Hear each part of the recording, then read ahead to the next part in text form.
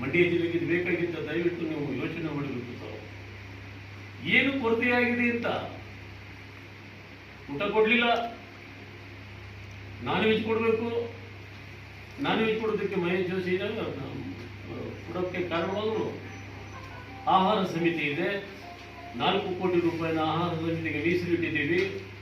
ಅವ್ರು ಏನು ಕೊಡ್ತಾರೋ ಅದನ್ನ ಆ ಮೆನುನ ನಾವು ತಗೋತೀವಿ, ಊಟ ಮಾಡಿದ್ದೀವಿ, ಎಲ್ಲ ಎಂಜಾಯ್ ಮಾಡಿದ್ದಾರೆ.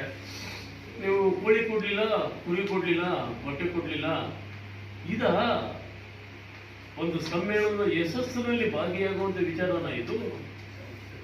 ಊಟ ಬೇಕು, ಊಟವೇ ಸಮ್ಮೇಳನ ಅಲ್ಲ. ಅದರ ಆಚೆಗೆ ಬೇಕಾದಷ್ಟು ವಿಚಾರಗಳಿದ್ದಾವೆ. ಹೊಸ ಹೊಸ ಯೋಜನೆಗಳನ್ನು ತಂದು ಕೆಲಸ ಮಾಡಿದ್ದಾರೆ. ಇಲ್ಲಿ ಏನು ಮೀಡಿಯಾ ಪರ್ಸನ್ ಆಗಿ ಮಂಡ್ಯ ಜಿಲ್ಲೆಯಿಂದ ಕೇಳ್ತಾ ಇದ್ದಾರೆ. ಈಗ ಪ್ರಾರಂಭದಲ್ಲಿ ಮುದ್ದೇಗೌಡ ಬರ್ತಿದಂಗೆನೆ ಮಾಂಸಾಹಾರ ಹಾಗೆ ಅಂತ ವಿಚಾರ ಈಗ ಮಾಂಸಾಹಾರನ ಯಾರಾದ್ರೂ ನೀವು ಪ್ರಕಟಣೆ ಮಾಡೋದ್ ಮೊದಲು ಮಾಂಸಾಹಾರನ ಯಾರಾದ್ರೂ ಬೇಕು ಅಂತ ಒತ್ತಾಯ ಮಾಡಿದ್ರ?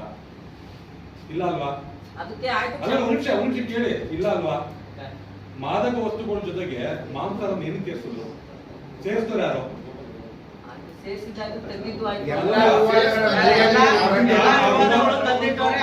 ಆ ವಿವಾದನ ಅಲ್ಲಿ ಸೇರಿಸಿದಕ್ಕೋಸ್ಕರ ವಿವಾದ ಸೃಷ್ಟಿ ಆಯ್ತು. ಬಟ್ಟೆನೂ ಕೊಡಂಗ ಆಗೋಯ್ತು. ಅವಶ್ಯಕತೆ